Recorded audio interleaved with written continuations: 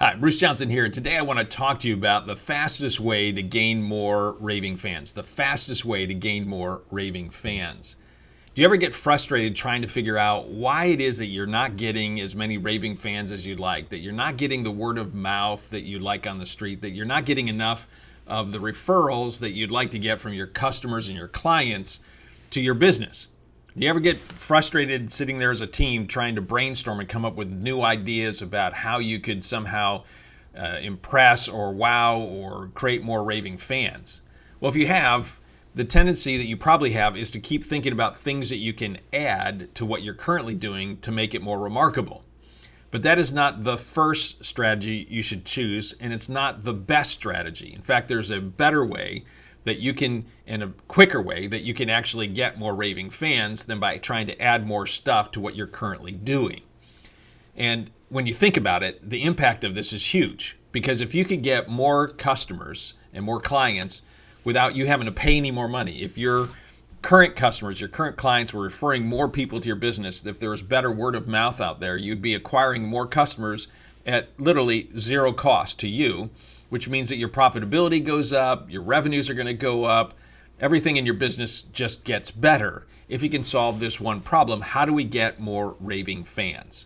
So to help you understand what the fastest way is, I'm going to tell you a story about something that just happened to me, and then when we come back, I'll give you the answer to the fastest way to be able to gain more raving fans for your business. So here's the story. Just before Thanksgiving, on the Saturday before, my wife gave me the thumbs up that I could order a new TV as my Christmas gift for this year. So we're going to get a new Samsung 65-inch Q80 whatever T or something like that. So I look in and I find out I can get it from Best Buy, and I decided I'm going to go with Best Buy. So I hit the button, and as I'm getting ready to order, I notice that there's this little comment that says, you can get 24 months with zero interest. Now, we could afford the TV, but I'm an old accounting major, and if someone wants to give me cash for 0% interest, like, I'm going to float them, and I can use the money for other things, right? So why would I not do that? And we always pay our bills off, so we never pay interest, so it's no big deal. So I decided I'm going to do that. So that, of course, complicates the process a little bit, but, it is what it is, and I don't mind. Free cash flow is never a bad idea. So I go through the hoops, and then I get the approval back, and it's for an amount less than the actual cost of the TV, which just makes zero sense, right? Like, if it's on that page and you're clicking that button, the system should always be set up so that the amount approved is going to be greater than the thing that they're supposed to be buying. Now, the card is with Citi. Citibank has two cards with us. They've got all our financial data. They know that our credit rating is above 800. They know that we've got plenty of money. We've got cards with them that we always pay off every month and have for decades. Okay, so they got plenty of information to know that they could easily approve us for this TV. So now I have to go back and call through and have to talk to 3 more people to be able to get approved for this. So the whole process takes about an hour. So I was happy, but now I'm not as happy. But hey, the TV's going to, automatically, the system says it's going to come on Monday. But it gives me a 6-hour window. And you're thinking, 6-hour window? I mean, nowadays, like, their competitors are giving a 2-hour window. So I've got to block off 6 hours to be available for that. That didn't make sense. But hey, it's the TV I wanted to get. So we're getting the TV. On Monday, they drop it off. Now, my wife works as a nurse, and so I waited until she got home that evening. So we unbox it. I put the stand on it. We put it up on the TV stand itself. And guess what? My wife says, "What about that?" And I look, and there's a 6-inch gash on the screen. Crap. So I call Best Buy back, and I say, "Okay, here's the deal. I know no one screwed up on this thing. Stuff happens. I just need you to send a replacement TV out." They said, "Okay." And so he starts entering the data, and he goes, "Wait a second. You just took delivery of this today." I said, "Yeah." He said, "Unfortunately, you're going to have to call back tomorrow because our computer system doesn't get updated until the end of the day."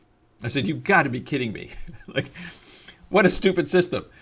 Don't you think that when somebody gets a delivery and something's wrong with it, they're going to call you back that day? Like, how can how can the person who's in charge of this still keep their job? Like, that makes zero sense to me. So now I got to call back on Tuesday. This is Thanksgiving week. Call back on Tuesday. I try to get through for 20 minutes, can't get through, hang up. Try another time a couple hours later. Get through after waiting about 5 minutes, talk to the person, they understand, blah, blah, blah. We'll get something out to you as quick as possible. This is Thanksgiving week. Unfortunately, I can't get it out to you until Friday. I said, "No problem. We're heading up to see our kids. we're going to be gone until Friday afternoon. So why don't you have it delivered on Saturday morning? Okay, great. Now, so we're all set for Saturday morning. Great. And we're finished. I don't get an email that evening from the guy, but at that point, we're packing, getting ready to head out, go see our kids. No big deal. I figured I'd deal with it on Friday. So Friday comes around. I still haven't seen an email from Best Buy. So then I call Best Buy back. After waiting 5 minutes, finally get somebody. They say, hey, okay, let me go check on this for you. Do you mind waiting? I said, no problem. I had to wait 15 freaking minutes for this. Okay, the guy finally comes back and he says, well, it looks like everything's in order here and your TV's going to be there tomorrow morning. And I said, okay, great. Now, I haven't gotten an email yet. Can you send me an email? He says, yeah, I'll send you an email, but it is going to come tomorrow morning, correct? Yep, it's going to come tomorrow morning. Well, again, I don't see an email coming from the guy who promised he was going to send me an email.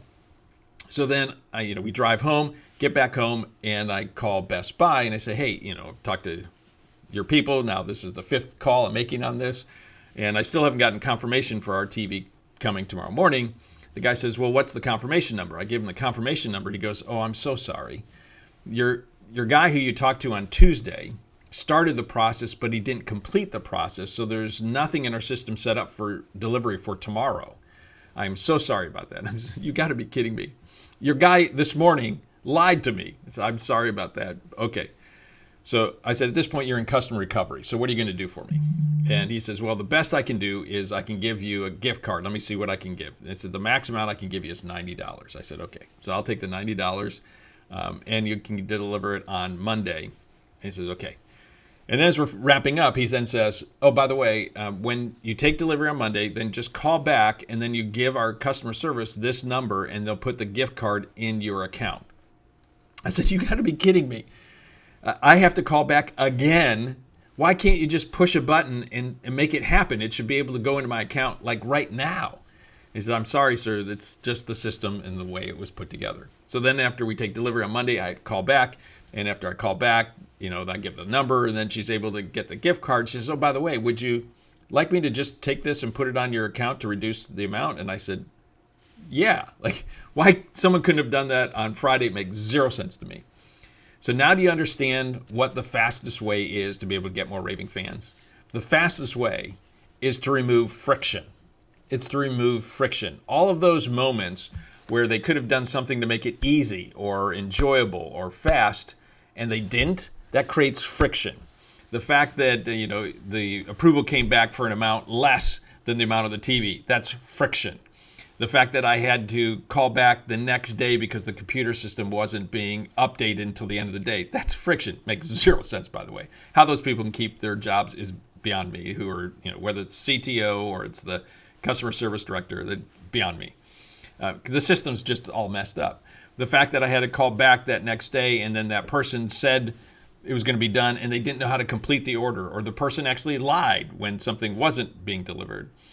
When I had to call back for the gift card, when the delivery window was for 6 hours instead of 2 hours. Like all of those things, those are just friction points. And if they would have eliminated all those friction points, I would have been a happy person. I would have been telling you a story about how cool Best Buy is, but I can't because there's friction there and they haven't figured out how to eliminate it. So when you look at your company, I guarantee you there are friction points that you have with your customers or your clients. Whatever those friction points are, the fastest way to get Raving fans is to eliminate them, to remove that friction from the process.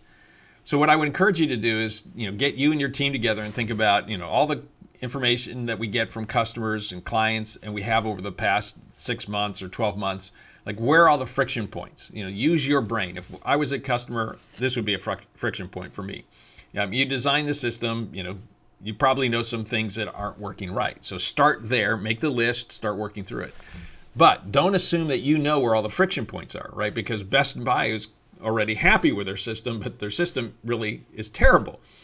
So you need to talk to customers. So one, you can work on with stuff that you know, but two, make sure you actually talk to customers and ask them, where are the friction points? What are the things that we do that annoy you? Where do we force you to jump through hoops that you wish you didn't have to jump through? Kind of like when you go to the physician's office and you have to fill out the same paperwork you filled out every other time.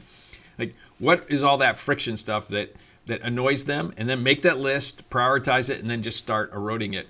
Because when you can remove friction, you automatically get happier people. Because right now you have unhappiness. Remove that. So subtraction always comes before addition. Before you start adding some wow, eliminate the unwow. That will always be the fastest way to get more raving fans. So hopefully that was helpful for you. If you enjoyed it, I encourage you to pass this along to some other business owners and entrepreneurs you know. If you're watching this by YouTube or listening by podcast, make sure you hit the subscribe button there, because our commitment here at BizScalers is to continually give you practical, tactical information that will help you grow and scale your business faster. So until next time, to your accelerated success, Bruce out.